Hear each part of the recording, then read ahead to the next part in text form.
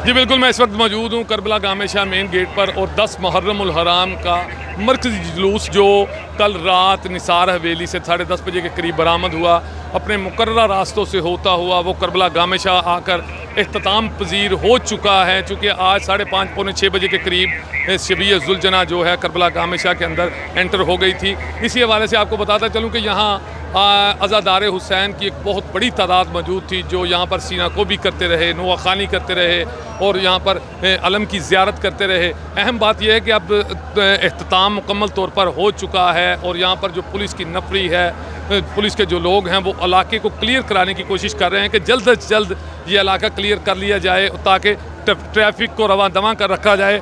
SHO दाता साहब जिनके ये कस्टडी में आता है ये इलाका, ये उनका इलाका है, मेरे साथ मौजूद हैं यासर चीमा साहब, इनसे बात करते हैं। यासर साहब, आज बड़े टाइम से ज़ियारत अंदर चली गई और बड़ी अच्छी बात है कि पुरअमन तरीके से सारा दिन जुलूस जो है वो अपने मुकर्रर रास्तों से यहाँ तक पहुँचा।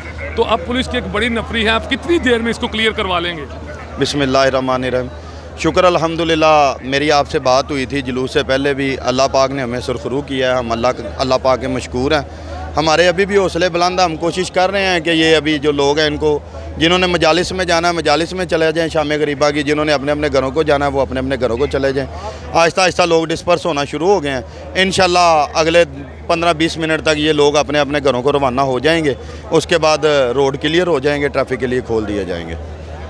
जी बिल्कुल, आपने यासर चीमा साहब की बात सुनी, ये अपनी टीम के साथ यहाँ पर मौजूद हैं और अहम बात यह है कि अब इख्तिताम हो चुका है और पुलिस की यही कोशिश है कि जल्द अज जल्द जो है लोगों को यहाँ से हटाया जाए और जो ये रोड्स हैं इनको बहाल किया जाए ताकि ट्रैफिक जो रवानी से चल सके। जो कंटेनर लगाए गए थे, खारदार तारें लगाई गई थी, उनको भी हटाने का अमल जो है वो शुरू कर दिया गया है। जी।